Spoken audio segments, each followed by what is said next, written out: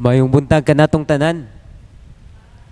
Salamat sa Ginoo sa maanindot na usab nga higayon nga iyang gitugutan kita nga makasimba, makadayeg sa iyang buhi nga pangalan. Nindot kaayo ang mga alawiton nga atong gikanta kaganina sa pagdayeg ug paghimaya sa atoang Ginoo. Karon nga kabuntagon, magapadayon ako sa pagwali mahitungod sa Every time we gather to worship, we are reminded of who Jesus is. magapadayon ako sa pagwali mahitungod sa atoang series since ang September nahimo man nga Kamakop month.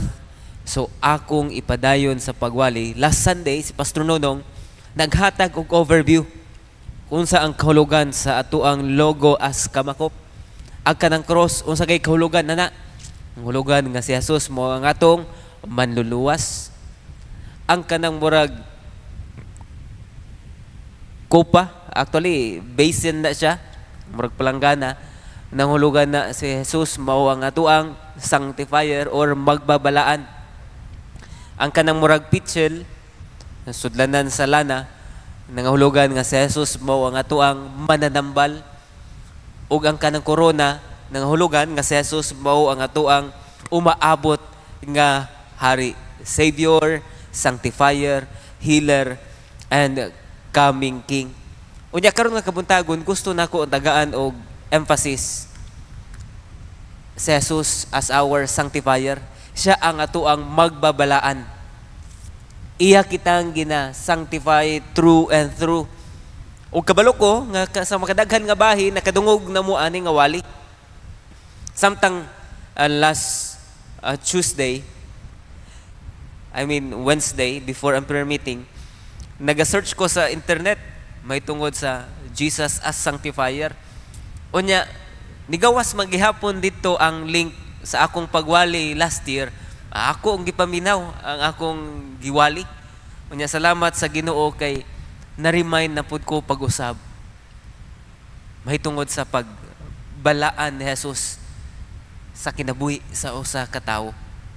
Last year, ang passage nga akong gigamit makita sa unang Korinto, 1 Corinthians 4:1-8. Pero karon nga kabuntagon, gusto ko nga lahi na pud ang atuang paminawon. Makita ang atuang passage diha sa Juan 13. Kabalo mo igsuon nga sa makadaghan nga bahin, sabdihang nakadungog ko aning pagwali sa pagbalaan ni Jesus. Na-amaze kay ko nga naman kay halos tanan nga makita na ko usulod sa simbahan ginabalaan sa atong Ginoo. Og nasayod pud ko nga karon nga kabuntagon ang imong kinabuhi gibalaan usab ni Kristo. Tungod kay kung atong balikan ang atong kinabuhi sa kaniadto, lahi na. Amen. Kung bugoy ka, abusado, chismosa ka sa una, karon lahi na. Ang kabag-uhan makita na sa mga tao sa imong palibot. Ako usab dili gyud inana ka instantaneous ang akong kabag-uhan. Gradual and progressive. Nagsugod sa pagkamaldito nga bata nga halos kada semana ipatawag lang gyud sa principal's office ang ako ang mama. Usay akong lula ang muadto dito.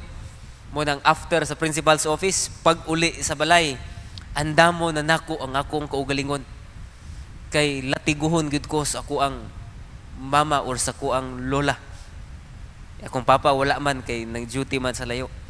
Pag abot sa high school, kanunay ko nga dean's list. Pero dito sa dean sa kanang guidance counselor, kanunay ko halos kada bulan ginapatawag. Unya usahay mapulan na kay ako mang parente ante man ako ang guidance counselor. Sige kunyag ingnan gapakaulaw lang ka sa atong mga kaliwatan. Naagud kay giliwatan. Naliwat gyud sa pagka makasasala. Pero salamat sa Ginoo kay bisan pa man sa kamaot, lasot kaayo nga mga experiences in the past. Sama kang Apostol Pablo nga gibag-o sa Dios. Mausab ang akong masulti sa akong kaugalingon. Dili pinaagi sa akong kaugalingong paningkamot nga nahimo kong pastor, nga nahimo kong alagad sa Dios tungod kini sa gamhanan nga pagbalaan ni Kristo sa akong kinabuhi. Kabalo ba mo igsoon nga dili gihapon perpekto ang ato ang kaugalingon? Sa dihang giluwas kita ni Kristo, we are justified, meaning gipakaway sala nata sa Dios. Iyan ang gipasaylo ang tanan nato nga mga kasalanan. Nahimo naka nga matarong sa iyang atubangan. Mao kana ang ginatawag nga justification. Nangayo kag pasayloan sa Dios, imo siyang gidawat nga manluluwas, imong manunubos. Iya dayon ka nga gihimong matarong atubangan diha sa Ginoo. Kay ang dugo ni Kristo maoy nagtabon kanimo. Unya si Kristo na ang makita sa Dios nga amahan. Dili na ang imong mga kasalanan, dili na ang imong kaugalingon sa kaniadto. Gibag-o kana ni Kristo. Pero karon nga kabuntagon gusto nako nga tagaan og emphasis ang kaning pagbalaan ni Kristo sa ato ang kinabuhi. Nganong gikinahanglan man? Di ba pastor, gihimo naman kung matarong atubangan sa Dios, pinaagi sa dugo ni Kristo sa iyang kamatayon dito sa cross sa Kalbaryo tungod kay nagsalig ko unya ako nang gikuptan ang tanan niya nga gipangsulti ang iyang mga mando. Yes.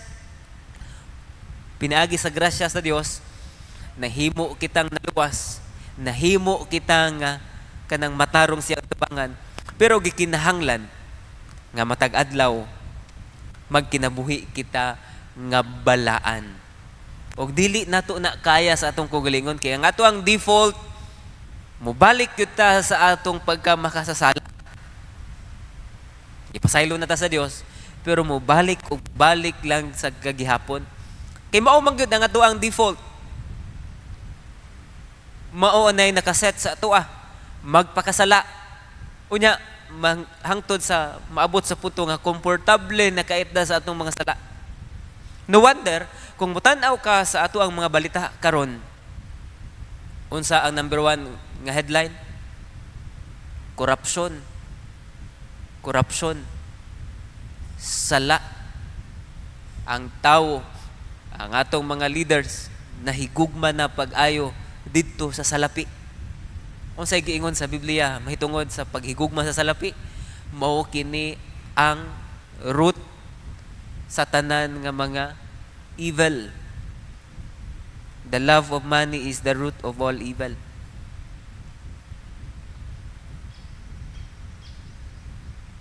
Mo nang gikinahanglan. Gikinahanglan kita og manunubos, ginahanglan kita og magbabalaan. Og kana igsuon, mao ang ato ang Ginoo nga si Ginoong Hesukristo. Daghan kaayo ang mga passage sa Bible that talks about sanctification. Pero akong gipili kining Juan 13. Ang kaning John 13 nagahisgot kini sa paghugas ni Kristo sa tiil sa iyang mga disipulo. Kabalo ko nga way back pandemic kanunay nato nga gina-observe ang kanang ginatawag nga social distancing. Gina-observe po nato meticulously nga every time nga mugawas ta before ta mosulod sa balay unsay atong ginahimo? Mag-sanitize, maghugas, o sa uman gani magligo. And all over the world kana ang ato ang gina-observe. Unya naanad na ta mo nang hangtod karon naagi hapoy alcohol diha sa ato ang ganghaan tungod kay kumulamano ta conscious naman ta after mulamano mo spray og alcohol to disinfect. Unya gusto kita nga mahimong limpyo tungod kay para ang mga bacteria, mga microbes dili dayon makapenetrate. Unya dili dayon ta kanang matakdan sa ginatawag nga coronavirus or unsa nga klase nga mga viruses. kinahanglan nga limpyo ang atong mga kaugalingon. Way back sa Old Testament, nahimo na nga kustombre, ilabi na, kay mando man kini sa Dios ngadto kang Moses, nga dapat limpyo pod ang kaugalingon.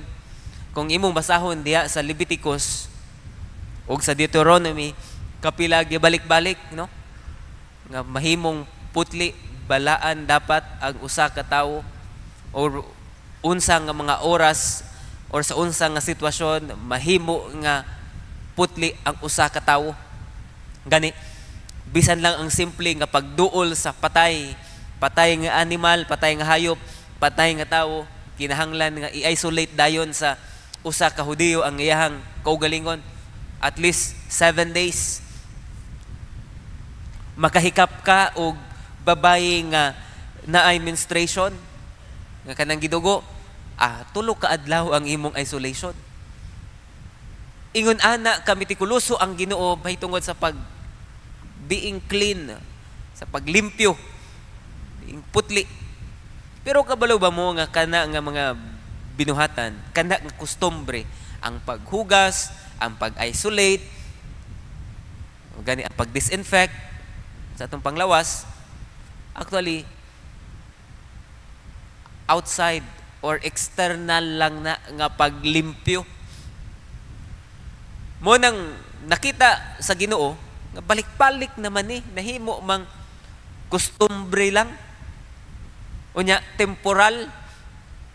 Every time makasala ang kaning mga katawhan sa Israel, ang gina-require sa Dios sa kanila kay naagay shedding of the blood, naay pagpatulo sa dugo. Kinahanglan sila mopatay og hayop, langgam, kanding, lama or kanang baka para mapasaylo sila sa Ginoo. Naay mga himuon nga kanang mga steps ang pari para pod mapasaylo og malimpyo ang usa ka Israelita.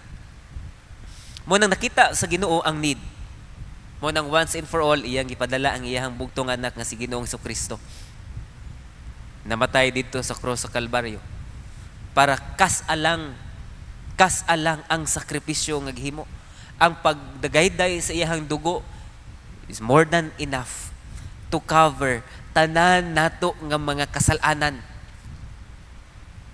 Pagkaanindot na lang gayod sa gihimo ni Kristo. Kay gusto niya nga matumbok ang pinaka root cause nganong kita hugaw gihapon sa tubangan sa atong Ginoo.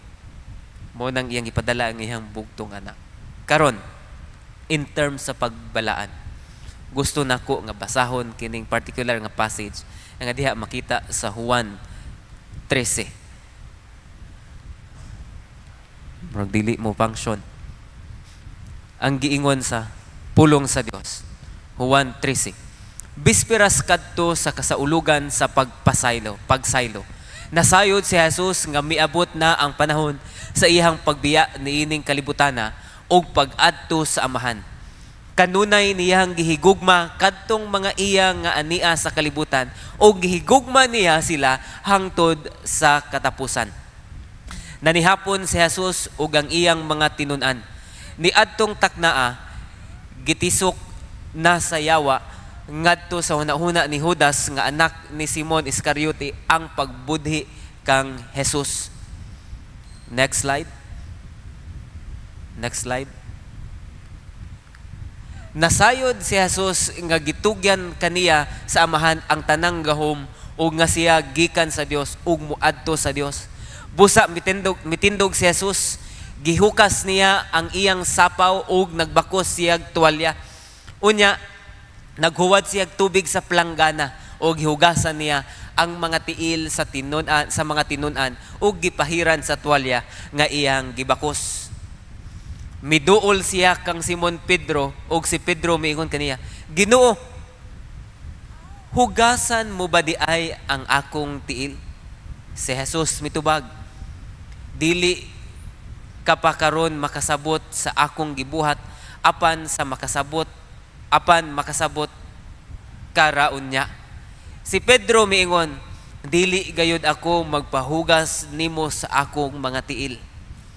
Apan si Jesus mitubag, kung dili ko hugasan ang imong mga tiil, wala kay labot kanako.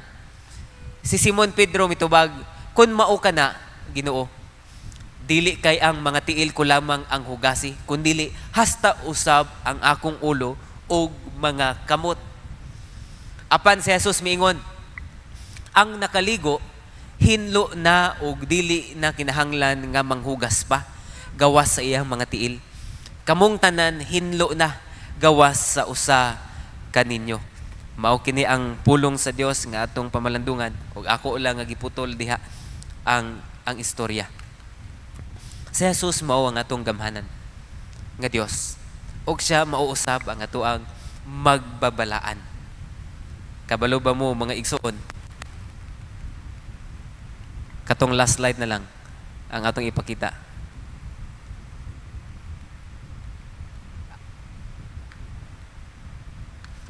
Ang katong pinakalas nga slide. Si Jesus ang atoang magbabalaan. Kamalo ba mo igsoon? Nga sa dihang sa panahon nga hapit na siya ilansang dito sa cross, iyang gihimo ang paghugas sa tiil sa iyang mga disipulo. Ngano ka iyang gihugasan ang tiil sa iyang mga disipulo? Tungod kay ang pinakarason, iya sila nga gihigugma according sa ato ang teksto nga gibasa. Gihigugma niya ang iyang mga disipulo. Gusto niya nga ipakita nga sila nahugasan na, nalimpyuhan na, o gusto niya nga ang ilang mga tiil na lamang ang iyang hinluan. Nangutana si Simon Pedro, dili ko magpahugas kanimo, ug nganong imo man kong hugasan kung akong i-translate sa akong kugalingon. Ingon siya, Lord, ayaw nilang ko hugasi. Kunya niingon si Kristo, aw kung di ka magpahugas, wa kay labot kanako. Wa gid kay bahin. Wa ka nabilong sa ako kung di ka magpahugas. Niingon din si Pedro, aw kun mao ka na, ayaw lang ang akong tiil, apila ang akong ulo, apila ang akong kamot, kulang lang ingon siya nga liguan na lang ko. Niingon si Jesus, kamong tanan limpyo na, gilimpyuhan na mo the moment nga nakaila ka mo kanako, the moment nga nisunod ka mo kanako. And I tell you, kitang tanan limpyo na. Pwede ba nimo ingnon imong katapad? Limpyo ka na diha kang Kristo. Gilimpyuhan na kitang tanan ni Kristo the moment you accept Him as Lord and Savior. Mao sa akong gisulti ganina, mao kana ang ginatawag nga justification. Matarong na ta atubangan sa Dios. Limpyo na kita. Kung akong gamiton sa aron masabtan pagud nato, nakaligo na ta. Limpyo na. Pero nga naman gikinhanglan man gid ipakita ni Kristo nga hugasan ang tiil. Bisan pa man naligo na ta, kung mutunob gihapon ka sa kalibutan, mahugaw gihapon ang imong mga tiil. Mao nang gikinahanglan ang paghugas sa tiil. Gusto nako nga emphasize kini. Mao ang pagbalaan ni Kristo kanato. Wow. Iya natang gipakaligo. Unya, iya pagyuta nga every now and then ginahugasan sa atong mga tiil. Ngano gikinahanglan man nga manghugas pa ta sa atong tiil kung nakakaligo na ta? Tungod kay kung nagalakaw pa ta diri sa kalibutan, na ay tendency nga mahugawan ang atong pagkinabuhi diri sa kalibutan. Ang iyang pagbalaan, actually, dili lang ni kasa. Kanunay kini nga ginahimo ni Ginoong Hesukristo. Kanunay siya nga naga-desire nga kita sa kanunay putli, limpyo sa iyang atubangan. Actually, makasala ta sa ato ang panguna-una. Makasala ta sa ato ang mga pulong. Di ginato usahay tuyoon, makasala na noon ta. Sa ato ang mga buhat. Samtang nagkatanaw ko sa balita. Kung grabe ka, kuan Lord, grabe ka makasala ang kalibutan. Balik na Lord. Na ay nag-post usa, Lord, ayaw na lang in taon luwasan ni sila. Kung nga dili pud maayo, nakasala na noon ka ng imong statement. Unya napay usa nga nisulti, Lord, balik na. Paspasi ang imong pagbalik aron imong mahukman ang kining mga dautan, mga korap nga mga opisyal sa gobyerno. Unya ingon pa niya, ayaw sa day Lord kay kontraktor man day akong igsuon. Na-appeal man di ay. Ang akong pagampo nga sa kanunay, muduol ta diha kang Kristo. Actually, sa ato ang passage, kung atong tanawon pag-usab,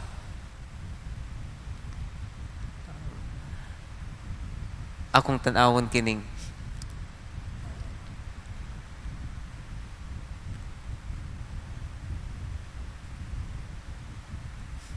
ingon pa ni Kristo,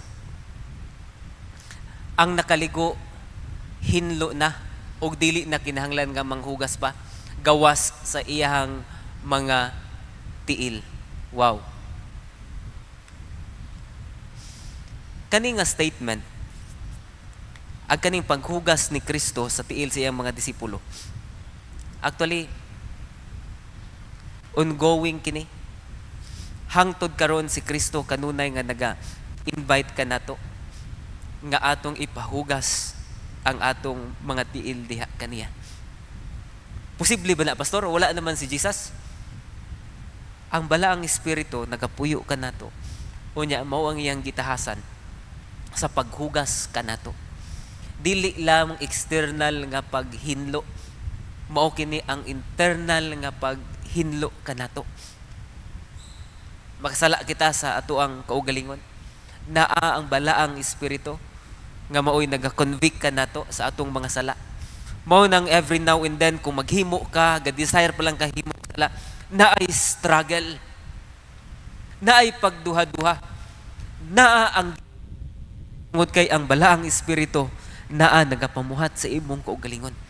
And every time nga ikonbiktar kita sa balaang espiritu, pag-cooperate in tawon igsuon. Actually, naa na ang balaang espiritu nagpuyo ngari sa ato ang templo. Kanunay naga-desire si Ginoong Kristo nga ang templo hinlo, limpyo. Mo nang sa kaniadto ang templo naa ginay kanang mga basin sa gawas, naay dagko kayo nga mga jars kung asa na ay mga tubig.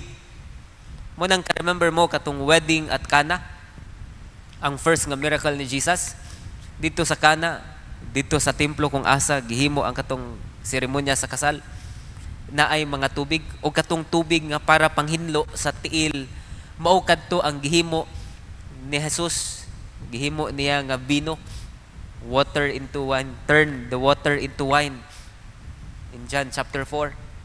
Kabalo ba mo igsuon nga seremonyas kana kinahanglan sila nga muglimpyo tungod kay gusto sa Ginoo nga kun mosulod ang mga katawhan sa Israel sa templo limpyo niya, dili mahugawan ang templo. Kabalo ba mo nga nowadays ang templo sa Dios, templo sa balaang espiritu, dili na ingonani, dili na sanctuary nga building. Ang imong kaugalingon, ang akong kaugalingon, mo na'y nahimong templo sa balaang espiritu. Mo nang gikinahanglan nga hinluan sa kanunay, hinluan sa kanunay sa balaang espiritu ang maong templo. Natay si Buano nga kanta na, Lord, himo ang templo mo o Dios, ang kinabuhi ko. Putli ug angayan sa atubangan mo. Kumusta man ang atong mga lawas igsuon? Putli pabagihapon atubangan sa atuang buhi nga Dios. Si Jesus mo'y ato ang ultimate nga magbabalaan. Actually, posible nga mahimong malimpyo o mahugaw ang usa ka templo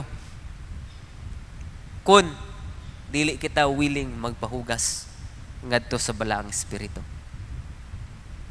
Magpabilin nga hugaw ang templo kun dili kita willing.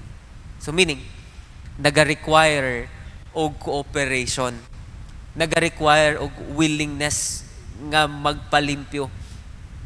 Mao kana ang atong responsibilidad igsuon. Kinahanglan kita nga muduol, nya tugutan nato. Kato si Pedro, kung wa niya tuguti si Kristo nga limpyuhan siya, dili siya malimpyo. Dili mahugasan niyang tiil. Unya kabalo na pud ang Ginoong Dios kung kinsa katong mga wala gyud nalimpyuhan, walay relasyon diha kaniya. Kung imong tan-awon ang passage, actually nagahisgot kang Judas, imong makita diha sa ato ang next slide. Nga next slide, tuplo ka lang.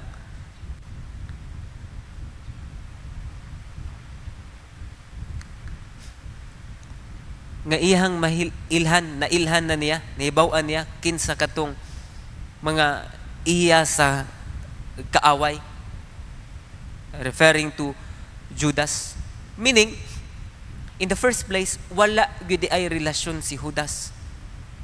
Mo nang kanunay siya nga nagahimo sa mga butang nga sukwahi sa plano sa Dios. Igsuon, gihatag na ang tanan nga means kanato para mahimo kitang balaan, putli at tubangan sa atong buhi nga Dios. Sa pagbiya ni Kristo, iyang gibinlan kita og balaang espiritu nga maoy magahimo kanato nga balaan, maoy magapaputli kanato. Therefore, cooperate with the Holy Spirit's working. Munang sa kadaghan nga beses si Apostol Pablo nagasangyaw, nagawali, ayaw ninyo. Ingon pa niya, do not grieve the Holy Spirit. Kay sama sa usaka dove,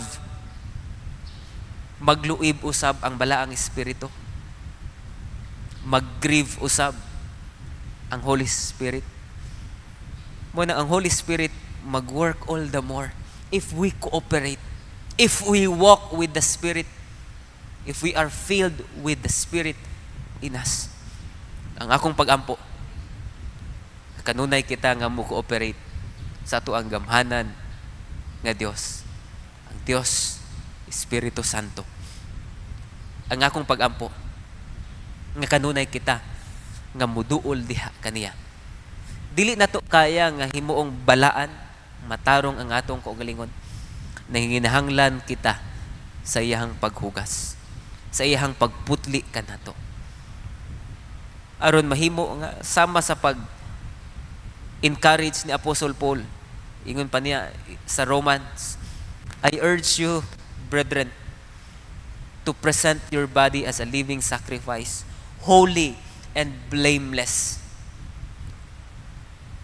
Mao kana ang atuang spiritual act of worship nga mahimong putli at tubangan sa atuang buhi nga Dios. Cooperate with the Holy Spirit. Ang nakanindot pag yun, naapoy factor di ay ang kanang kinsa ang naga-influence ka na to. Dako kayo nga factor na.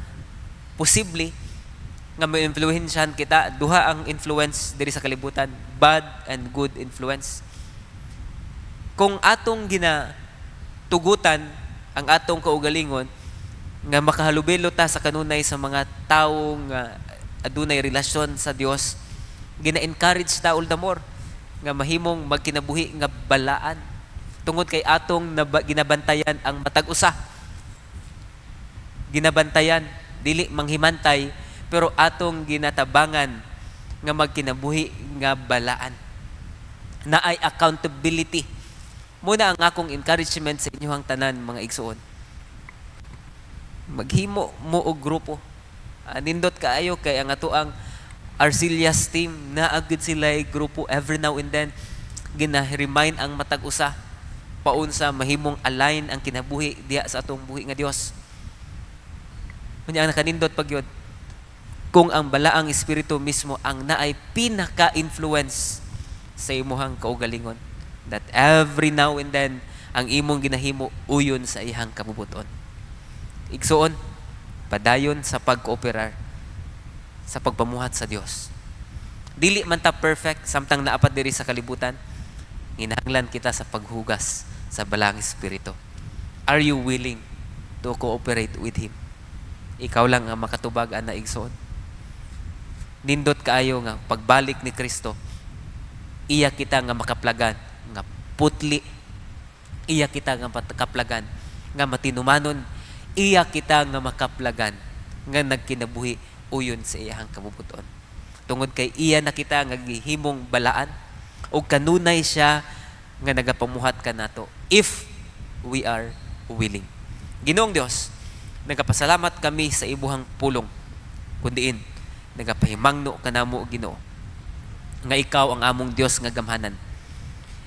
Wala lamang nimo kami giluwas, kanunay ka pa Ginoong Dios nga nagapamuhat, kay gusto nimo nga mahimo kaming balaan sama kanimo o Dios.